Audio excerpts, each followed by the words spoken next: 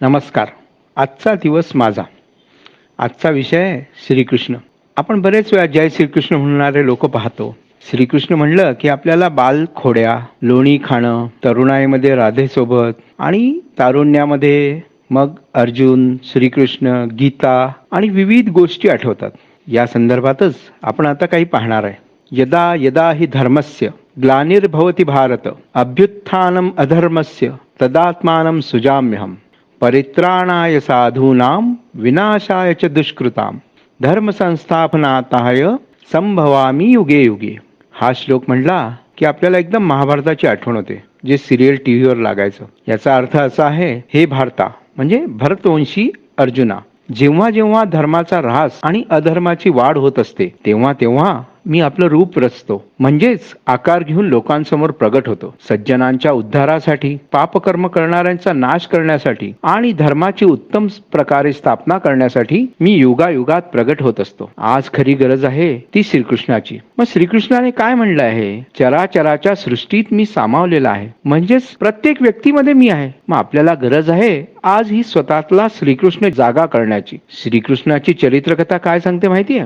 अहो, तो जन्माला येण्याच्या फार वर्षापूर्वी असं ठरलं होतं की याला मारायचं. म्हणजे त्याच्या 7 भावंडांच्या आधी ठरलं होतं की 8वा पुत्र जन्माला येणार आहे आणि याला मारायचं. त्यासाठी कंसाने काय काय प्रयोग केले हे पण तुम्हाला माहिती आहे. पण तरी त्यातून तो वाचला. पुढे श्रीकृष्णाच्या जीवावर अनेक संकट आली. म्हणजे बालवयामध्ये राक्षसीन मारायला आली, त्याच्या अंगावर काही सोडलं, त्यातूनही तो वाचला. प्रसंगी त्याने पळ सुद्धा काढला. या पळ काढण्यामागे पण काही विशिष्ट घटना होत्या आणि काही विधी लिखित होतं, म्हणून तो पळाला. पण संकट टळावीत म्हणून त्याने स्वतःची कुंडली मांडली नाही, कोणत्या ज्योतिषाकडे नाही गेला, ना कोणचे उपास केले, ना पायी फिरला. त्याने पुरस्कार केला तो फक्त कर्मयोगाचा. भर रणांगणामध्ये अर्जुनाने धनुष्य खाली टाकलं आणि म्हणला मी नाही लढत. तेव्हा श्रीकृष्णाने अर्जुनाची कुंडली नाही मांडली, ना त्याला धागेदोरे बांधले. तुझं युद्ध तुलाच करावं लागेल असं त्याने अर्जुनाला ठणकावून सांगितलं. अर्जुनाने धनुष्य खाली टाकलं तेव्हा त्याने धरलं नाही हातात आणि म्हणलं नाही आणि इकडे मी फटाफट बाण चालवतो.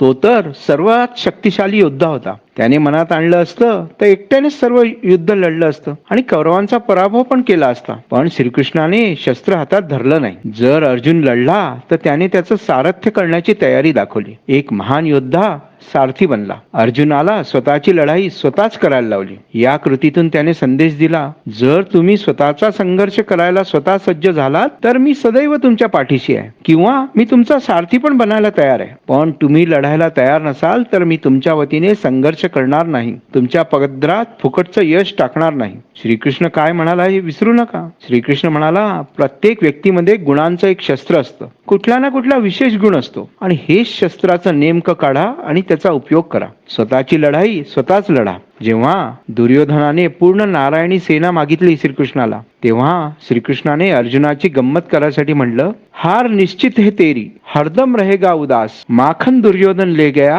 केवल छाछ बची तेरे पास. तेव्हा अर्जुन पण हुशार होता. त्याने म्हणलं, हे प्रभो, जीत निश्चित है मेरी, दास हो नहीं सकता उदास, माखन लेकर क्या करू जब माखन चोर है मेरे पास. त्याने सांगितलं, अरे लोणी घेऊन काय करू, माझ्यासोबत तर एवढा साक्षात परमेश्वर आहे. श्रीकृष्णाला सर्व देवदेवता जगद्गुरु म्हणून नमस्कार करतात. आजच्या श्रीकृष्ण जन्मदिनी त्याला शतदा नमन करूया आणि एक श्लोक म्हणून याचा इतिश्री करूया. वसुदेव सुतम देवम कंस चाणूरमर्दनम देवकी परमानंदम कृष्णम वंदे जगद्गुरु. आदो देवकी देव गर्भ जननम गोपी गृहे वर्धनम मायापूतन जीवितापहरणम गोवर्धनो दधारणम कंसन छेद कौरवादि हननम कुंती तनुजावहम एतद् भागवत पुराण कथितम श्रीकृष्ण लीलामृतम. हा एक श्लोकी भागवताचा श्लोक आहे. हा श्लोक रोज म्हणून तुम्ही श्रीकृष्णाची नित्य प्रार्थना करू शकता.